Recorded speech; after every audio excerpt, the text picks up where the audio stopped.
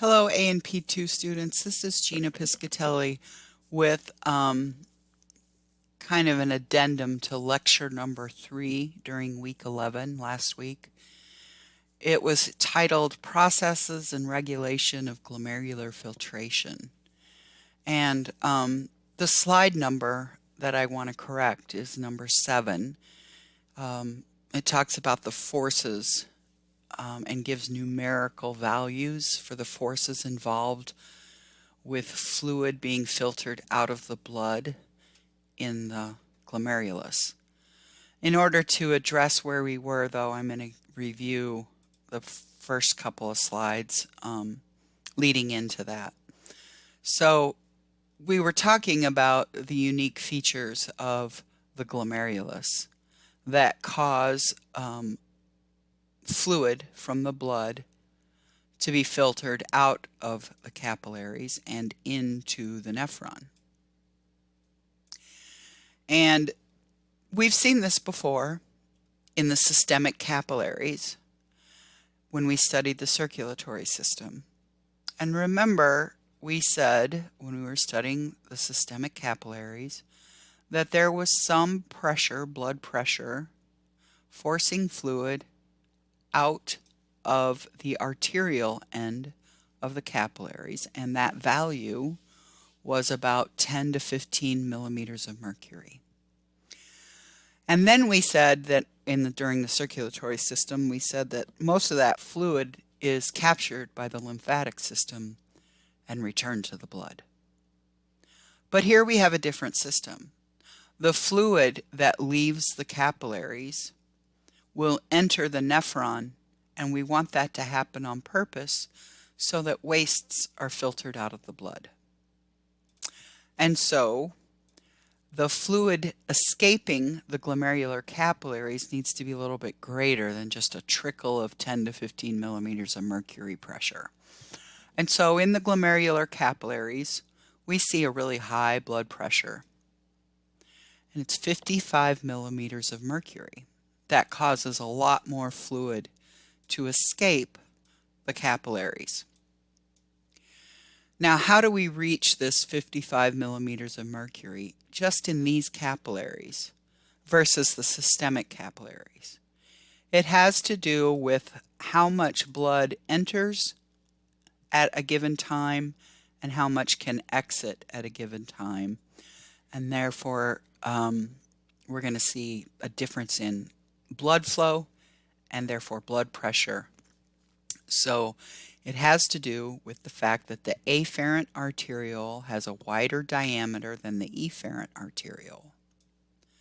The afferent arteriole, being wider, allows more inflow into the capillaries at a given time than the efferent allows outflow. This causes a net high pressure, blood pressure. We call that a hydrostatic pressure in the glomerular capillaries. And it's all due to this size difference. Fluid's got to move somewhere, and if it can't get out the efferent arteriole, it's going to move into Bowman's capsule, and then it will enter the nephron. So then I summarized all the factors that are involved with fluid movement from the blood to the capsule, or from the capsule back into the blood, because there's a lot of different forces at play here. Actually, there's 4 forces at play. 2 forces we call hydrostatic pressures. So pressures of fluid. And we've just discussed one, which is why I have this check mark here. One hydrostatic pressure is blood pressure. Another hydrostatic pressure would be any pressure exerted by the fluid inside the capsule. And that, of course, will depend on how much fluid builds up. So that would be kind of an inward force and go back into the blood. We'll talk about that again. Then there are 2 forces that are due to concentration gradients of solutes. We call these osmotic pressures because water's going to move by osmosis towards the greater solute concentration. So the blood has lots of solutes in it, proteins like albumin, and that will draw water or fluid, whatever you want to call it, back into the blood. But there are going to be some solutes that also enter the capsular space. And so any solutes that are present in the capsular fluid, Bowman's capsule fluid, might draw water out of the blood and towards them. It turns out that's a negligible force. There aren't many solutes that can compete with the size of the proteins that remain in the blood, because the proteins don't really fit through the fenestrations or the filtration slits of the glomerulus. But let's just summarize these forces again, and then I'll show you where the numbers were wrong. So now we have some arrows to kind of help us. There are two forces that cause fluid to move out of the blood. The hydrostatic pressure of the blood, so that's outward, and also the osmotic pressure due to any solutes that escape with that fluid. So both of those would cause movement out of the blood. Then there's two inward or into the blood forces, and that would include the hydrostatic pressure of fluid that accumulates in the capsule. I'm running out of room there. That would cause a hydrostatic pressure of fluid back into the bloodstream. And also any solutes, including proteins, that are located in the blood. That would draw fluid back into the blood because they probably have a concentration gradient, and so that would cause fluid to move back into the blood. So we have four forces. Two of them are outward forces, fluid leaves the blood, and two of them are inward forces, fluid goes back into the blood. And the size of the arrows that I've drawn on this slide give you an indication of what the major players are. So the length of the hydrostatic pressure arrow here means that it's greater, and also the osmotic pressure of the blood is kind of a big arrow. So in the next slide I give you actual numbers rather than just big arrows and little arrows to tell you how strong these forces are. So the out of blood forces are 55 millimeters of mercury due to just the hydrostatic pressure of blood. And it turns out that the osmotic pressure in the capsule is 0. And that has to do with the fact that all of the solutes are really small that escape the blood to enter the capsule. They're like ions. Glucose is the biggest thing, really. And in addition to that, the fluid moves out of the capsule pretty quickly. So the solutes don't stay there. So this is negligible. The osmotic pull of water from the blood is negligible. Forces that cause blood or fluid to move back into the blood include a pretty high osmotic pressure, and that's because proteins never escape the blood. Generally speaking, big large proteins like transport proteins and albumin, hormones, all that kind of stuff, they don't leave the bloodstream if they're big enough. So they stay in the blood, and so we have a large osmotic pressure causing fluid to re-enter the blood. There's also a little bit of hydrostatic pressure of fluid, but it's not great because, as I said, the fluid is going to escape quickly from the capsule. So these are the numbers that didn't match before. And you can see that in total we have 55 millimeters of mercury that contribute to an outward force of fluid, and we have 45 millimeters of mercury that cause an inward back into the blood force of fluid movement. So the outward pressure on fluid is greater than the inward pressure on fluid.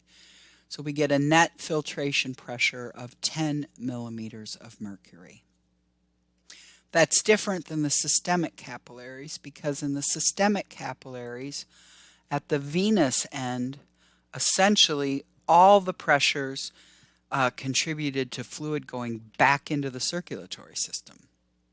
Here, the pressures are different, mainly due to the fact that this hydrostatic pressure of the blood is so high. Now you have some questions in your assignments that talk about what would change the rate of glomerular filtration.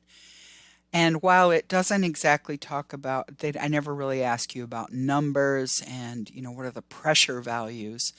I do ask you to think about what would happen if you changed the sizes of the afferent arteriole versus the efferent arteriole. How would that affect glomerular filtration, the quantity of fluid that escapes in a certain amount of time?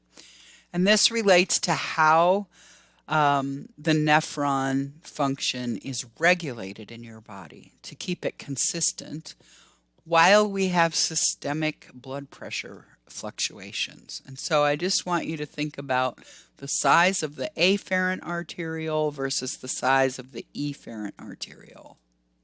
We need to keep filtration pretty consistent.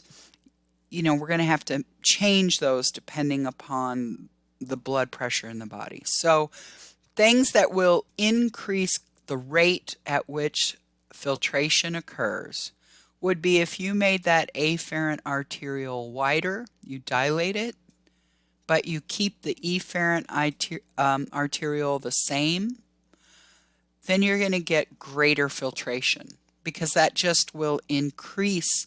Instead of it being 55 millimeters of mercury, it'll go up. Okay, it'll be higher.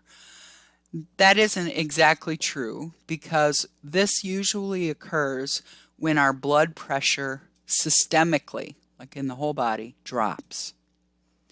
And our blood pressure drops like when we're sleeping and the heart's not beating as hard and that kind of thing. And in fact, if it drops, there's a mechanism in the kidney that causes this afferent arteriole to dilate, and it's called the myogenic mechanism. So it'll keep filtration up by dilating that afferent arteriole.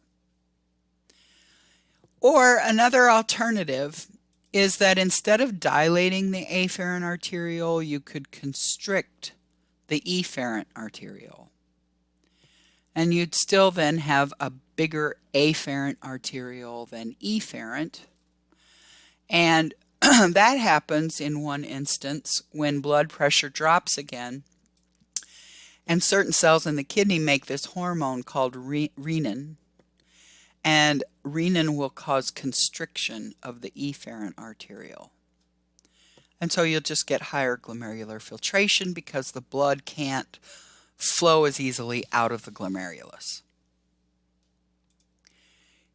There are also ways to think about the size of the afferent and efferent arteriole that would cause lower glomerular filtration.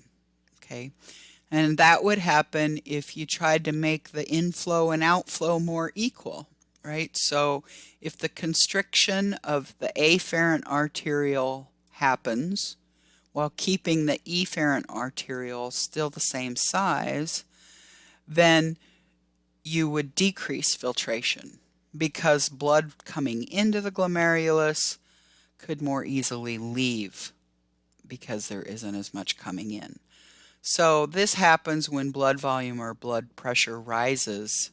The afferent arteriole is constricted to prevent too much filtration. And this regulatory mechanism involves the myogenic mechanism, which is just smooth muscle stretch causes constriction. It also involves the tubuloglomerular feedback mechanism, which is all related to how much salt got filtered out of the blood. We want to make sure that's reabsorbed back into the blood. And also it happens during the regulation by the sympathetic nervous system.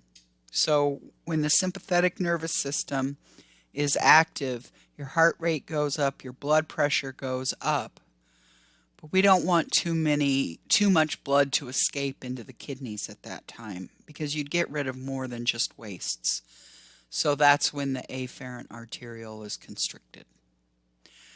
You could conceivably also decrease glomerular filtration by dilating the efferent arteriole but keeping the afferent arteriole the same size. And I have to say that I don't really know of a tight regulation that causes the efferent arteriole to dilate. Just the absence of its constriction would be the only thing I know, meaning renin is not produced. So, in summary, I just wanted to make sure that you had the right numbers for these forces. And the one that plays the least role would be the osmotic pressure of the capsular fluid. The two, I guess, that play the biggest role would be the blood pressure in the capillaries and the osmotic pressure in the blood of the capillaries. So these are the two that really play the biggest role. Anyway, so that's all. Thank you.